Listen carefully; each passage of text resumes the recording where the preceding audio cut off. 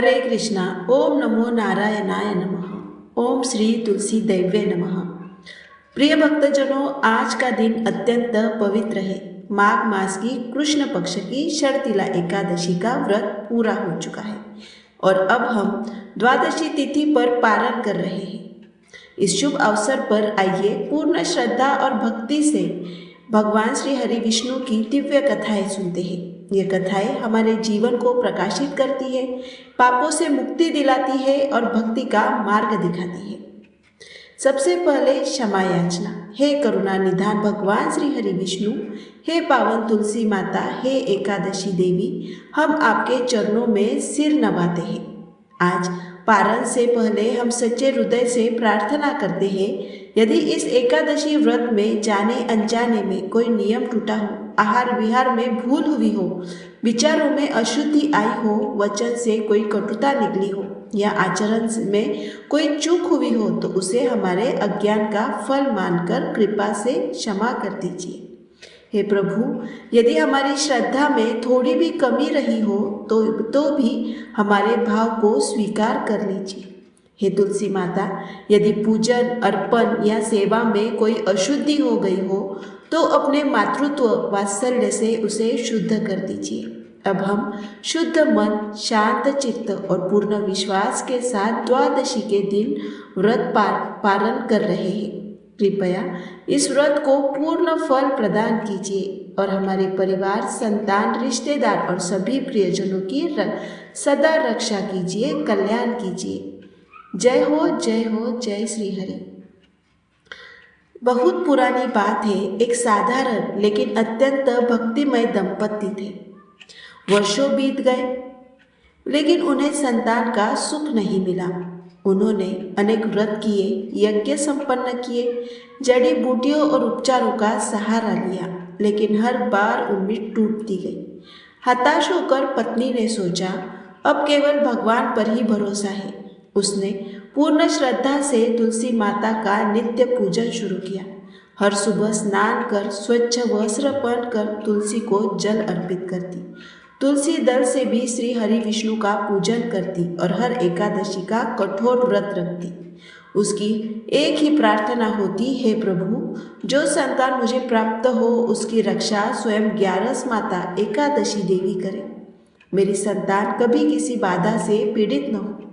अनेक वर्षों की निरंतर तपस्या, भक्ति और व्रत के बाद अंत उन्हें संतान प्राप्त हुई, लेकिन जन्म के साथ ही बालक को अनेक रोग और बाधाएं घेरने लगी। डॉक्टर हार मान चुके थे। माँ रो रो कर तुलसी माता के चरणों में गिर पड़ी।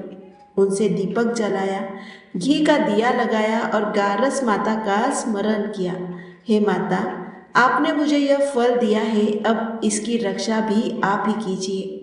उसी रात स्वप्न में एकादशी माता प्रकट हुई। उन्होंने मधुर वाणी में कहा, बेटी, यह संतान मेरे व्रत का फल है। मैंने इसे तुम्हें दिया है। अब इसकी रक्षा भी मैं स्वयं करूंगी, चिंता मत करो। सुबह होते ही बालक पूरी तरह स्वस्थ हो गया। रोग दूर दूर चेहरा खिल उठा। तब से उस परिवार ने निश्चय किया कि हर एकादशी को तुलसी पूजन के साथ ग्यारस माता का व्रत भी अवश्य करेंगे। उनके घर में यह अटूट विश्वास बन गया कि जो संतान भगवान की कृपा से मिलती है, उसे उसकी ढाल स्वयं एकादशी माता की करुणा से बन जाती है। एक छोटे से गांव में एक बूढ़ी माई रहती थी। उसकी आयु बहुत हो चुकी थी, लेकिन उसकी भक्ति जवान थी। वह प्रतिदिन सुबह शाम तुलसी माता की पूजा करती, एकादशी का व्रत रखती और तुलसी को जल सींचते समय बड़े प्रेम से बातें करती। वह कहती, हे तुलसी माता, सत्य की दाता, मैं तेरा बीरवा सींचती हूँ। मुझे बहू दे, पीले रंग की धोती दे, मीठा ग्रास दे, वैकुंठ में वास दे, अच्छी मौत दे, चंदन का काट दे, अच्छा रास दे, खाने को दाल भात दे और ग्यारस के दिन श्री कृष्ण जी का कंधा भी दे। यह सुन सुनकर तुलसी माता दिन ब दिन सूखने लगी। भगवान श्री कृष्ण ने पूछा, हे तुलसी, तुम क्यों सूख रही हो? तुलसी माता ने विनम्रता से कहा, प्रभु, एक बूढ़ी माई रोज आती है और अपनी इच्छाएं बताती है। मैं उसकी सारी बातें पूरी कर दूंगी, लेकिन कृष्ण का कंधा कहाँ से लाऊं? भगवान मुस्कुराए और बोले, जब वह मरेगी तो मैं स्वयं कंधा देने आ जाऊंगा। तुम बस उसे यह संदेश दे देना। कुछ दिनों के बाद बूढ़ी माई का देहांत हो गया। पूरा गांव इकट्ठा हुआ। अंतिम संस्कार के लिए जब अर्थी उठाई गई तो वह अचानक बहुत भारी हो गई। कोई हिला नहीं पा रहा था। लोग चकित हुए। यह तो बहुत धार्मिक थी, पूजा पाठ करती थी, पाप नहीं किया, फिर इतनी भारी क्यों? तभी ब्राह्मण वेश में भगवान श्री कृष्ण वहां आए। उन्होंने पूछा, यह भीड़ क्या है? गांव वालों ने बताया, एक बूढ़ी माई मर गई है, लेकिन उसकी अर्थी नहीं उठ रही, बहुत पापिन रही होगी। भगवान बोले, मुझे इसके कान में कुछ कहने दो। वे अर्थी के पास गए, कान के पास मुंह लगाकर बोले, माई तू अपने मन की बात कर ले, पीताम्बर की धोती ले, मीठा ग्रास ले, वैकुंठ में वास ले, चंदन का काट ले, झालर की झनकार ले, दाल भात का जीवन ले, और ले कृष्ण का कंधा भी ले। यह सुनते ही अर्थी हल्की हो गई। भगवान स्वयं बूढ़ी माई को कंधे पर उठाकर वैकुंठ ले गए। इस प्रकार बूढ़ी माई को पूर्ण मुक्ति मिली। हे तुलसी माता, जैसे आपने उस बूढ़ी माई की इच्छा पूरी की और भगवान ने कंधा दिया, वैसे ही हम सब की इच्छाएं पूरी कीजिए। हमें भी श्री कृष्ण का कंधा दीजिए। प्रेम से बोलिए, श्री कृष्ण भगवान की जय हो, श्री तुलसी माता की जय हो। भगवान श्री राम और माता सीता चित्रकूट में वनवास के दौरान विश्राम कर रहे थे। बातों बातों में तुलसी के महात्म्य पर हुई। माता सीता के मन में जिज्ञासा जागी। उन्होंने पूछा, हे प्रभु, मेरे मन में कुछ प्रश्न है। तुलसी को जल कैसे अर्पित करना चाहिए? सर्वोत्तम विधि क्या है? और जल देने का मंत्र कौन सा है? भगवान राम मुस्कुराए और बोले, हे देवी, तुलसी को जल देते समय केवल 3 शब्दों का मंत्र बोले। इसका प्रभाव चमत्कारिक है।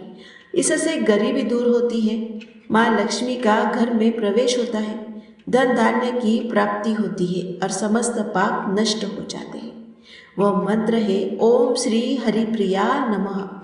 इसे 3, 11 या 21 बार जपे।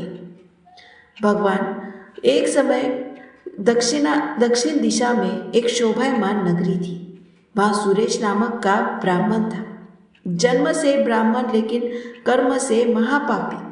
वह पूजा नहीं करता, अतिथियों को भगाता, पराई स्त्री में आसक्त रहता, मदिरा पीता, मांस खाता, दिन में पत्ते बेचकर जीविका चलाता, रात में व्यभिचार करता।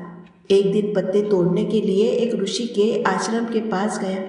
वहाँ एक काला सर्प उसे डस गया और उसकी मृत्यु हो गई। यमदूत उसे यमलोक ले गए। चित्रगुप्त ने कहा, इससे इसने जीवन भर पाप ही किए हैं। यमराज ने उसे नरक में डाल दिया। नरक भोगने के बाद अगले जन्म में बैल बना, बोझ ढोता रहा। मालिक ने उसे लंगड़े को बेच दिया।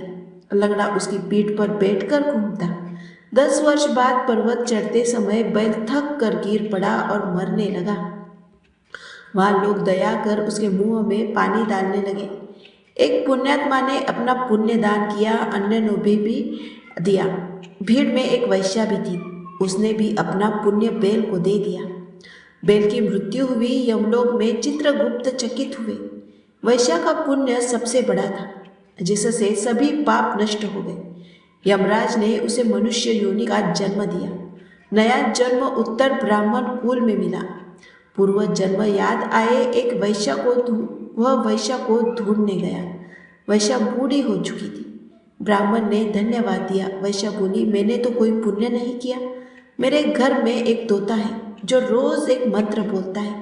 वही सुनकर मेरा मन पवित्र हुआ और मैंने अपना पुण्य उस मंत्र का तुम्हें दिया।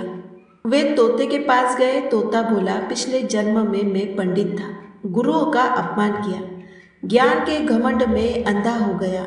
मृत्यु पर तोते का जन्म मिला। एक आश्रम में ऋषियों ने मुझे पाला। वे रोज तुलसी को जल देते और मंत्र जपते।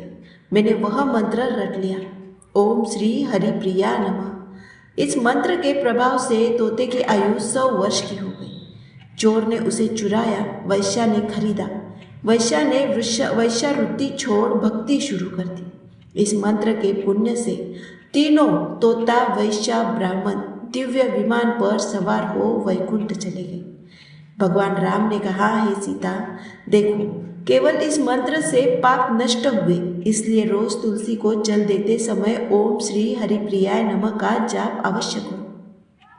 तुलसी पूजन के नियम: स्नान कर बाल बांधे, मांग में सिंदूर भरे, रोज जल अर्पित करें, मंत्र जपे, परिक्रमा करें, शाम को दीपक जलाए, एक तुलसी पत्र चढ़ाने से 1000 गायों के दान का फल मिलता है। यह थी तुलसी माता और एकादशी की पावन कथाएं। सभी मिलकर प्रेम से बोलिए, तुलसी मैया की जय, श्री हरि विष्णु की जय, एकादशी माता की जय, श्री राम जी की जय, श्री कृष्ण जी की जय। आपका यह व्रत पूर्ण फलदायी हो। जय श्री राम।